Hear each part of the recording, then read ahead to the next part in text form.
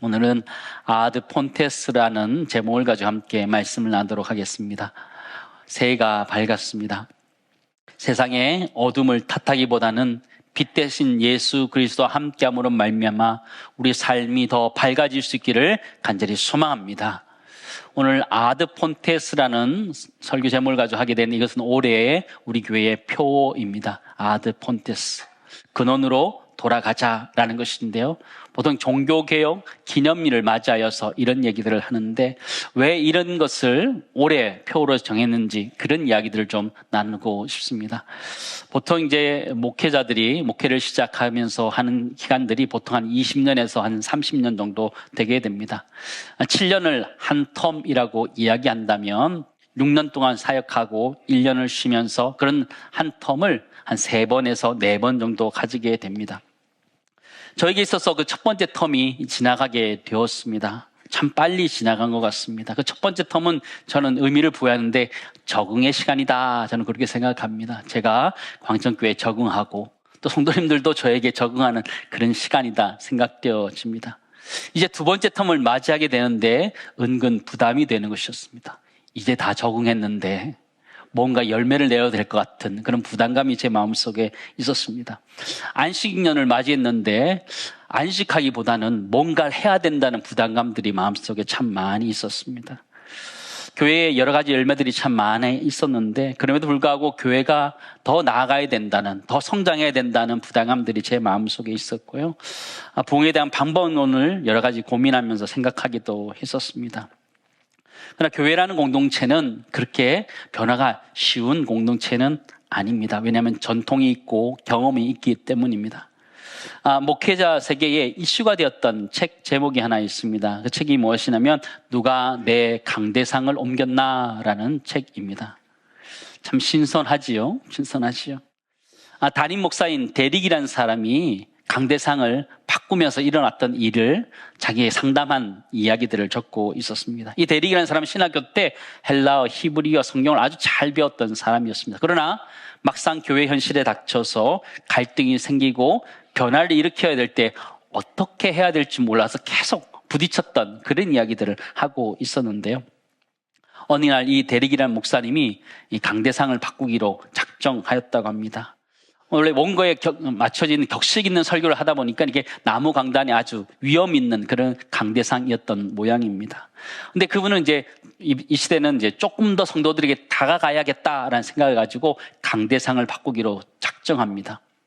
그 나무 강대상을 볼 때마다 전통, 격식, 장애물 이런 생각이 계속 바뀌어서 도저히 안 되겠다 싶어서 어느 날 전격적으로 그 강대상을 치웠다고 합니다. 그리고 새로운 강대상을 이게 갖다 놓았다고 합니다. 새로운 강대상은 거의 눈에 띄지도 않는 아주 작은 강대상이었다고 합니다. 그러고는 그는 만족했다고 합니다. 드디어 이제 나의 설교에 맞는 강대상이 왔구나 그런 생각을 하게 되었습니다. 근데 막상 예배를 드리는데 분위기가 싸했다고 합니다. 왜 저게 바뀌었을까? 왜 말도 없이 바꿨을까? 여러 가지 이야기들 속에서 그가 어려웠다고 합니다. 성도님들이 이메일을 보냈다고 합니다. 목사님, 이단적인 일을 하셨군요. 이런 것부터 시작해서 창피하지도 않으세요? 부정적인 메일이 끊임없이 나왔답니다. 자신은 그제서야 너무 서둘렀구나, 실수했구나 라는 생각을 했습니다. 근데 어차피 엎질러진 문인데 다시 돌이키기보다는 그냥 밀고 가야겠다 생각하고는 그냥 사과 한번 해야겠다 이런 마음을 가졌다고 합니다. 다음 주일 되었을 때 이제 교회에 와서 이제 강대상 올라오는데 성도들의 분위기가 여전히 싸하더라는 겁니다. 그래서 이제 올라와서 봤는데 본인이 깜짝 놀랐다고 합니다. 왜 놀랐을까요? 치웠던 강대상이 다시 그 자리에 올라가 있었기 때문입니다. 자기도 모르게. 그래서 그 사람이 그때 누가 내 강대상을 옮겼냐고 외쳤다고 그 얘기에서 책 제목을 따온 것인데요. 변화가 생각보다 참 어렵습니다. 오늘 예배 드리면서 여러 가지 변화들이 있었는데 이게 뭔가 그러셨을 거예요. 아이들이 와서 댄스를 하고 이 뭘까 이런 생각이 있을 텐데요. 아마 우리 안에서도 여러 가지 생각들이 참 많을 겁니다.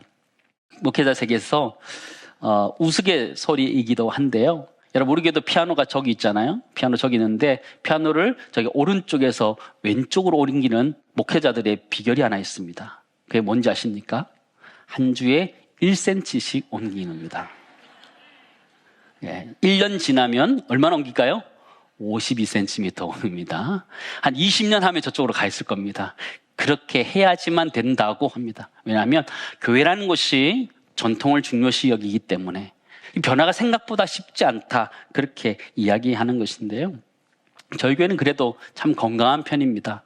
건강한 편이에요. 강제성을 바꿔도 괜찮고 어떻게 해도 괜찮고 다 적응해서 가는 것 같아요. 원로 목사님 때부터 그렇게 변화에 아주 민감하게 잘 이렇게 오는 교회 같습니다.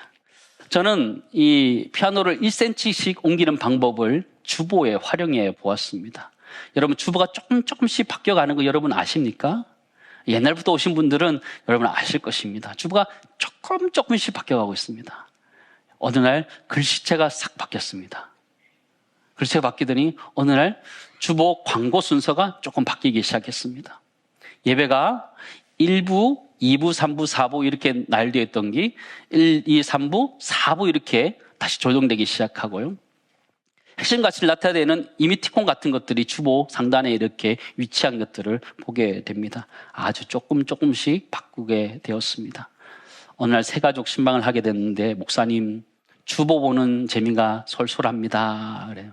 왜 그러냐 그랬더니 주보가 조금씩 바뀌는데 그 찾는 게 재밌다는 거죠. 조금씩 바뀌어서 지금까지 되었는데요. 교회라는 공동체가 변화를 급격하게 가지는 것은 더 어렵고요. 특히 큰 교회가, 대형 교회가 변화를 가지는 것은 훨씬 더 어렵습니다.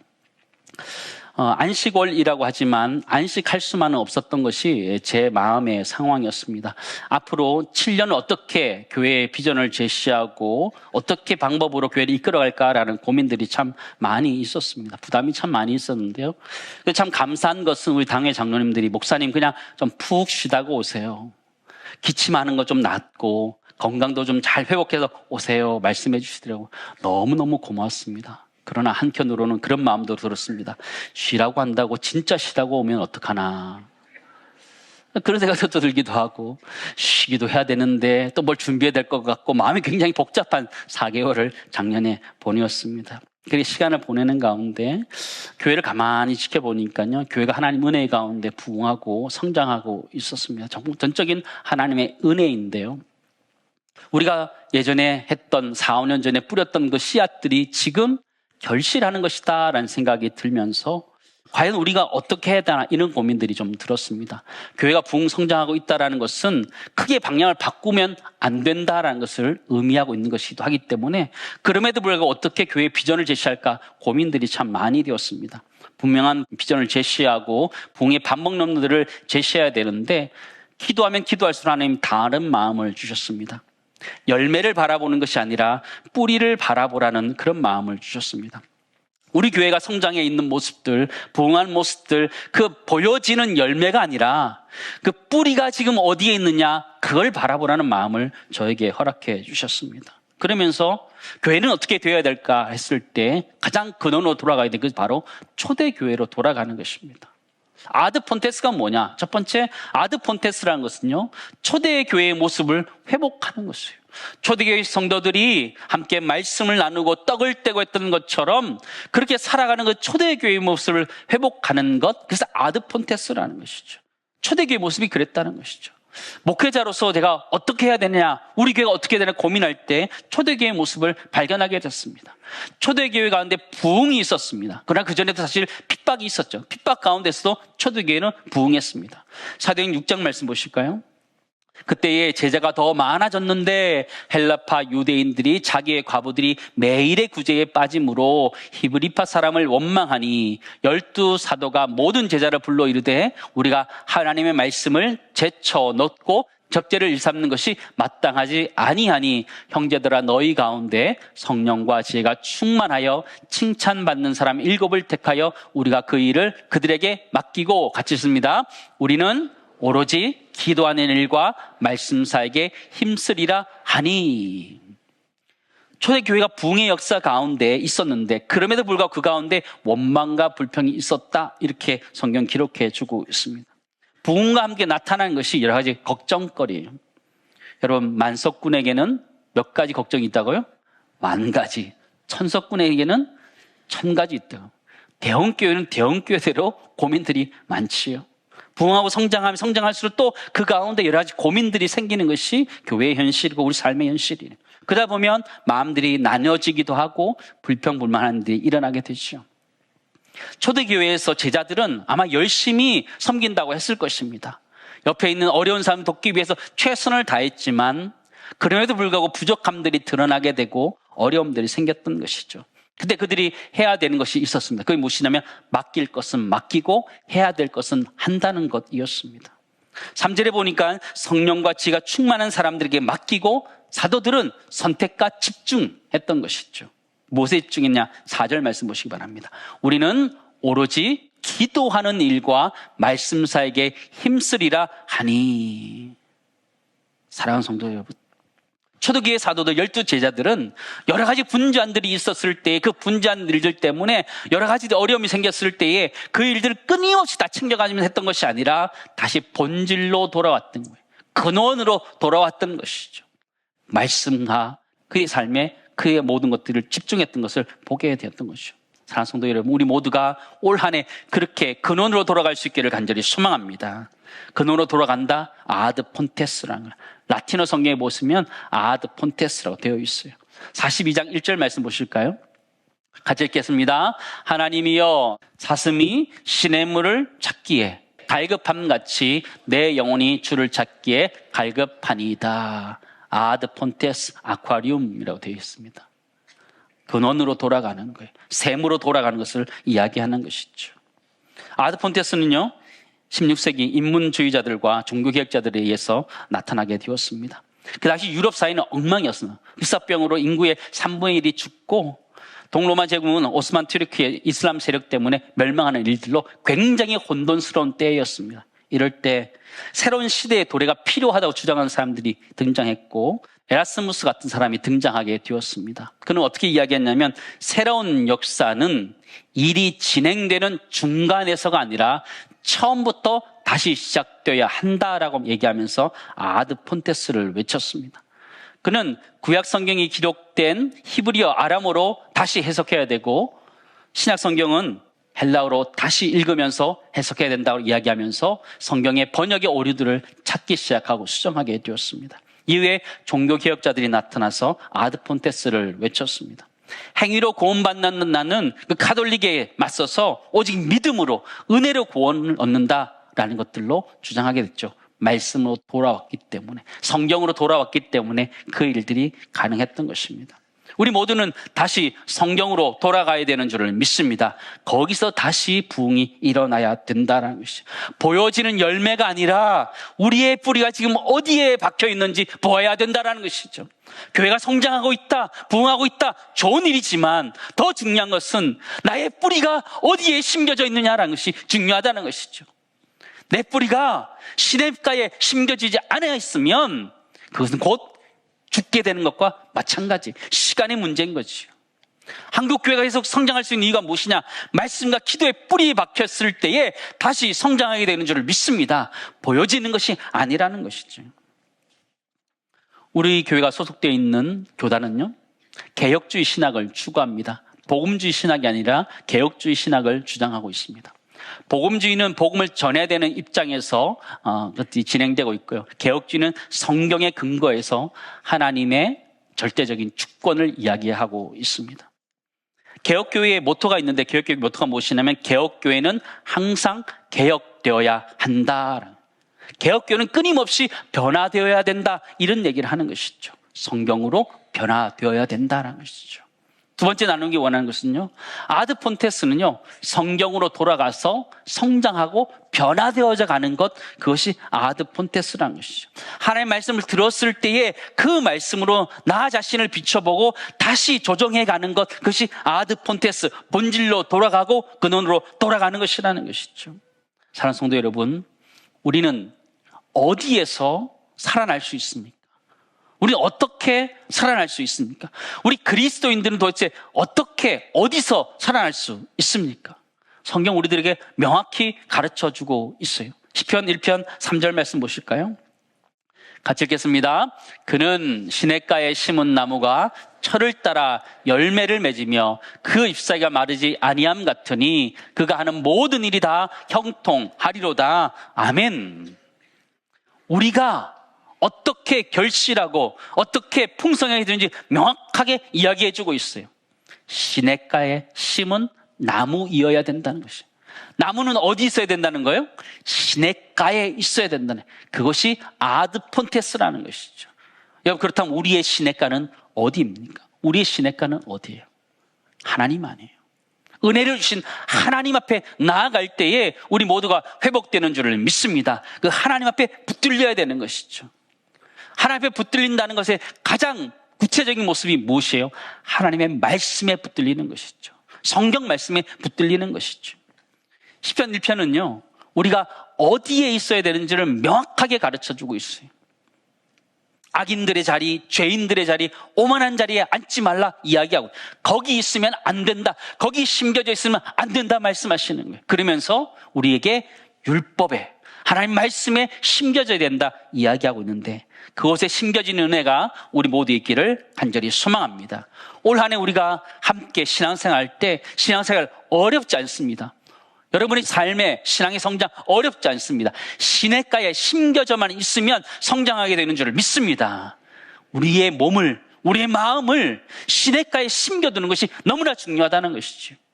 죄인의 자리, 악인들의 자리에 있지만 않아도 우리 성장할 수밖에 없다는 것이죠.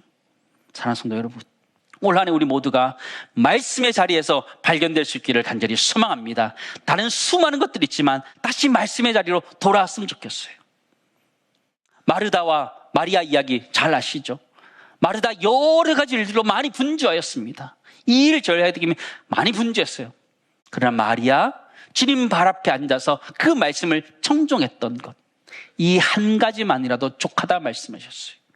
우리가 신앙생활하면서 가장 근본이 되는 것이 무엇이냐? 말씀을 듣는 것인 줄 믿습니다. 말씀을 읽고 묵상할 때에 그 말씀이 하나님의 말씀으로서 우리를 살려낼 줄을 믿습니다. 그 시냇가에 심겨진 은혜가 우리 온 교회 가운데 있기를 주님으로 축원합니다.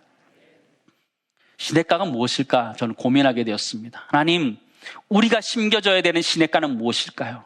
기도하였습니다. 하나님 깨닫게 하셨던 그런 말씀이란 것 먼저 깨닫게 하셨고요. 또 하나는 예배라는 것을 깨닫게 되었습니다. 에스겔 47장 1절에 12절 말씀 보시면 물이 성전에서도 흘러나오게 됩니다. 그가 나를 데리고 성전문에 이르시니 성전의 앞면이 동쪽으로 향하였는데 그 문 지방 밑에서 물이 나와 동쪽으로 흐르다가 성전 오른쪽 제단 남쪽으로 흘러내리더라. 12절 같이 있습니다. 광 좌우 가에는 각종 먹을 과실나무가 자라서 그 잎이 시들지 아니하며 열매가 끊이지 아니하고 달마다 새 열매를 맺으리니 그 물이 성소를 통하여 나음이라. 그 열매는 먹을만하고 그 잎사귀는 약재료가 되리라. 성전에서 흘러난 그 물이 모든 만물들을 살리고 있는 것을 우리에게 가르쳐주고 있어요. 처음에 물이 발목까지, 무릎까지, 허리까지, 그 위까지 차면서 흘러가서 온 만물을 치유하고 회복해야 하는 것들을 보게 되는 거죠. 그것이 어디에서 흘러나왔다고요? 성소에서 흘러나왔다. 예배의 자리에서 흘러나온다는 것이죠. 우리 영혼이 살기 위해서는 우리 모두가 예배의 자리에 있어야 되는 줄을 믿습니다. 우리가 머물러야 되는 시냇가는 어디냐? 바로 예배의 자리라는 것이죠. 우리가 정말 살기 위해서는 우리 모두가 예배의 자리에 우리 자신을 가져다 두어야 된다는 것이죠. 내 몸과 내 마음과 내 영혼을 예배의 자리에 둘 때에 하나님 우리를 치유하게 되는 줄을 믿습니다. 우리가 거기 있지도 않으면서 나를 치유해달라고 어림도 없는 소리예요. 시냇가에 심기지 않는 이상 절대로 성장할 수 없어요. 잠깐 버틸 수는 있지만 성장할 수 없어요. 살 수 없어요. 우리 영혼이 살기 위해서는 성소에 흘러나오는 물들을 우리 모두가 마셔야 되는 줄을 믿습니다. 다시 우리 모두가 성경으로 돌아가야 되고 예배의 자리로 돌아가야 됨을 잊지 마시기 바랍니다. 사랑하는 성도 여러분, 핸드폰 사용하시잖아요. 핸드폰 사용하실 때 잘 사용하시지만 잠들기 전에 항상 하는 게 있습니다. 충전기에 갖다 꽂아두시죠. 그게 아드폰테스입니다. 근원으로 가져가는 거예요. 거기 갖다 둬야지 충전되는 것처럼 우리의 영혼은 하나님께 다가갈 때에 충전되는 줄을 믿습니다. 우리 영혼은 하나님께 갈 때에, 예배의 자리에 갈 때에, 말씀 앞에 갈 때에 충전되어지기에 그 자리밖에 없는 거예요. 세상이 다른 것에서 내가 충전되리라 어림도 없어요. 어림도 없어요. 세상은 우리에게 만족을 주지 않아요. 그러나 우리가 하나님께 나올 때에 하나님 우리 영혼을 채워주시는 줄을 믿습니다. 그 아드폰테스 자리에 있어야 되는 것이죠. 예배의 자리에 있어야 되는 거죠. 또 아드폰테스는 어디일까요? 그는 우리가 말씀을 읽고 기도하는 경건의 자리입니다. 우리가 하나님의 말씀을 묵상하고 그 말씀을 깨닫고 그 말씀을 가지고 기도하는 그 자리, 거기가 아드폰테스예요. 근원으로 돌아가서 하나님께 물어보는 거예요. 하나님 이것을 해야 될까요? 말해야 될까요? 물어보는 그 자리가 우리의 아드폰테스예요. 돌아가서 물어보셔야 돼요. 하나님 응답을 기다려야 되고 하나님 뜻을 발견해야 되는 것, 거기가 아드폰테스. 우리의 경건의 자리가 아드폰테스. 그 자리를 회복할 수 있기를 간절히 소망합니다. 또한 우리 아드폰테스는 여러분 우리의 가정입니다. 우리가 정말 인정받고 위로받고 격려받을 수 있는 곳 어디입니까? 여러분의 가정이에요. 여러분 가정으로 돌아가시기 바랍니다. 여러분의 마음을 가정에 두시기 바랍니다. 사랑과 행복이 흘러나오는 가정에 여러분은 마음을 두시고 여러분 몸을 두시기를 간절히 소망합니다. 또한 여러분 건강하기 원하십니까? 건강한 운동의 자리에 여러분의 마음을 두시기 바랍니다. 거기가 아드폰테스입니다. 여러분 건강하기 위해서 뭘 하고 계십니까? 운동하지 않고 내가 먹는 거로 내가 다 건강해지리라 어림도 없습니다. 움직이셔야 됩니다. 아무리 야채만 먹는다고 해도 살이 빠지지 않습니다. 운동하셔야 됩니다. 아드폰테스, 운동하는 자리에 여러분 자신을 두셔야지만 됩니다. 여러분 공부하기 위해서는 어디를 가야 돼요? 공부하는 자리에 있어야 되는 것처럼 여러분 건강하기 위해서는 운동하는 자리에 있어야지 건강해집니다. 마음으로 내가 건강해야지 건강해야 되지 건강하지 않습니다. 우리의 몸을, 마음을 그 자리에 두을 때 건강해지는 것이죠. 사랑하는 성도 여러분, 아드폰테스가 어디입니까? 우리의 아드폰테스는 어디예요? 하나님이에요. 그 하나님이 말씀하시는 그 성경의 말씀, 그게 가장 구체적으로 우리에게 제시되는 하나님의 말씀이에요. 그 말씀에 있을 때에 우리는 성장하고 자라게 되는 것이죠. 때로 지금은 나에게 열매가 없다 할지라도 좌절할 필요가 없어요. 하나님이 열매 맺게 하실 것이기 때문에. 때로는 내 가지가 잘려진 것 같이 아무것도 보이지 않아도 내 뿌리가 하나님 말씀 앞에 박혀 있으면 자라는 줄을 믿습니다. 하나님의 생수의 강에 흘러가기 때문에 우리가 자라나게 되는 것이죠. 사랑하는 성도 여러분, 예배의 자리, 우리의 경건의 자리, 또 우리의 가정의 자리, 우리의 운동하는 자리가 우리의 아드폰테스라는 걸 기억하면서 우리 모두가 다시 한번 근원으로 돌아갈 수 있기를 간절히 소망합니다. 근원으로 돌아간다는 것은 옛날로 돌아간다는 것을 의미하는 것이 아니에요. 본질로 돌아가서 지금 다시 나 자신을 변화시킨다는 의미를 가지고 있다는 걸 기억하며 우리 교회가 다시 한번 그런 변화를 경험할 수 있기를 간절히 소망합니다. 마지막 세 번째 나누기 원하는 것, 우리의 아드폰테스가 어디냐? 예배의 자리, 경건의 자리, 사랑과 행복의 자리, 운동하는 그 자리에 우리 모두가 다시 한번 나가서 있기를 주님은 축원합니다. 그럴 때 우리가 자라나는 것이죠. 여러분, 우리 모두에게 하나님 아드폰테스로 복귀하라 우리에게 말씀하고 있는 것이죠. 예배 자리로 복귀합시다. 경건의 자리로 복귀하시고요. 사랑과 행복의 가정의 자리로 복귀하시고 여러분 운동하는 그 자리, 건강의 그 자리로 복귀할 수 있기를 간절히 소망합니다. 그래서 하나님이 우리가 시냇가에 심은 나무가 철을 따라서 열매를 맺으며 그 잎사귀가 마르지 아니함 같은 그 풍성함을 받아 누리는 은혜가 우리 교회 가운데 있기를 간절히 소망합니다. 우리 교회가 크다, 좋다 그런 것보다는 내가 지금 어디에 뿌리 박혀 있느냐, 우리 교회의 신앙이 어디에 뿌리 박혀 있는가, 이게 훨씬 더 중요하다는 것이죠. 보여지면 뭐예요? 10년, 20년 지나면 사라질 수 있는데요. 우리 교회가 진짜 중요한 것이 무엇이냐, 지금 시점에서 중요한 것이 무엇이냐, 다시 말씀으로 돌아가는 거예요. 다시 기도의 자리로 돌아가는 거예요. 거기에서 생명이 살아나게 되는 줄을 믿습니다. 우리 교회 끊임없이 성장하고 부흥할 수 있는 비결이 무엇이냐? 열매에 있지 않아요. 뿌리에 있는 거예요. 내가 하나님 말씀 앞에 박혀 있을 때, 하나님이 주시는 은혜의 단비를 맞을 때, 하나님이 주시는 은혜의 생명수를 맛볼 때에 성장할 수 있다는 걸 기억하며 올 한 해 우리 모두가 그 자리에 있기를 간절히 소망합니다. 신앙생활 어렵지 않아요. 몸을 가져다 두면 돼요. 몸을. 내가 예배하는 그 자리에 나의 몸이 가 있고, 기도하는 그 자리에 나의 몸이 가 있고, 섬기는 그 자리에 나의 몸이 가 있으면 하나님이 이루어가게 할 줄을 믿습니다. 그렇게 우리 모두가 다시 한번 올 한 해 아드 폰테스 근원으로 돌아감으로 말미암아 주님을 만나고 주님 안에서 행복한 한 해 될 수 있기를 주님을 축원합니다.